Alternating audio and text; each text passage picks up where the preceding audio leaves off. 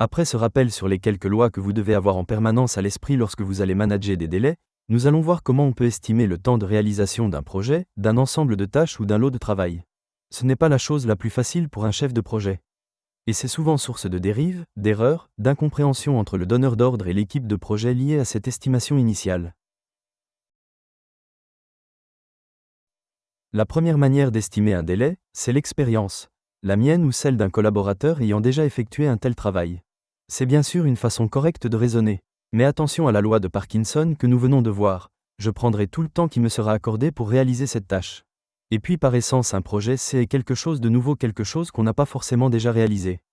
L'expérience sera alors de peu d'utilité. Deuxième manière d'estimation, l'heuristique. À partir de données incomplètes, je vais faire une estimation de cette durée pour un travail que je n'ai jamais réalisé, mais une estimation faite par comparaison, par réflexion, à travers des lectures et informations spécialisées. Je risque cependant de me heurter encore à la loi de Parkinson si j'ai surestimé le temps de réalisation nécessaire, ou à l'inverse à la loi de Murphy, j'y consacrerai beaucoup plus de temps que prévu. Si on n'a pas d'expérience, si on veut s'affranchir de l'heuristique, le chef de projet peut employer l'une des 3 méthodes présentées maintenant, méthode largement utilisée dans la conduite de projet. Première méthode, la méthode de Goldratt ou de la chaîne critique. Le but de ce cours n'est pas de faire une formation complète, mais juste de vous la présenter rapidement.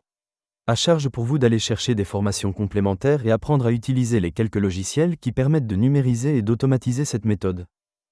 Cette méthode se veut anti-souplesse et anti-marge.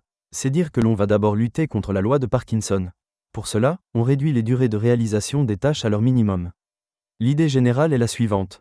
Pour chacune des tâches ou pour chacun des lots de travail, je vais prendre en compte la durée qui semble raisonnable ou annoncée et la diviser par 2. Si mon spécialiste m'annonce 8 semaines pour réaliser cette tâche, je la planifierai sur 4 semaines. Et ces 4 semaines complémentaires deviennent une marge de sécurité d'une durée équivalente que je garde dans ma main de chef de projet. Vous allez ainsi capitaliser des marges de souplesse, des marges de sécurité sur chacune des tâches, tant que vous pourrez alors redistribuer autant que nécessaire si effectivement le travail prend plus de temps qu'initialement planifié.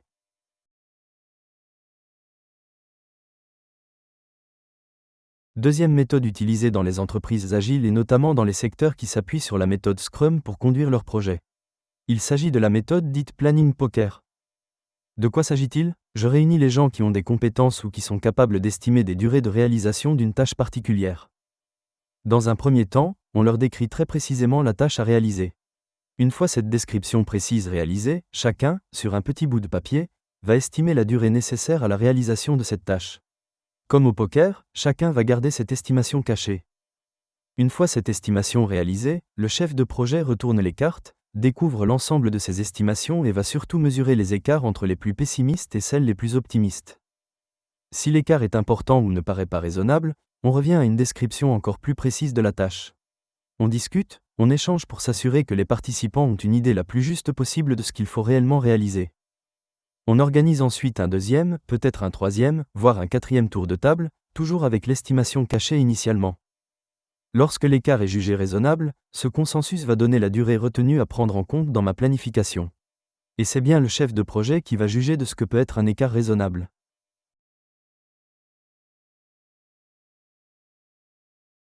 Dernière méthode assez fiable, l'estimation à 3 points. Globalement, je vais estimer 3 temps possibles pour la réalisation d'un travail ou d'une tâche. TM représente le temps moyen estimé, dans des conditions normales de réalisation.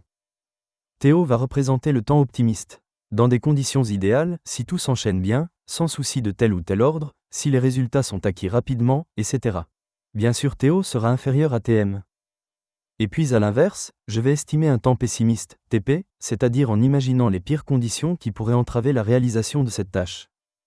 Je vais ensuite faire une moyenne pondérée de ces 3 temps.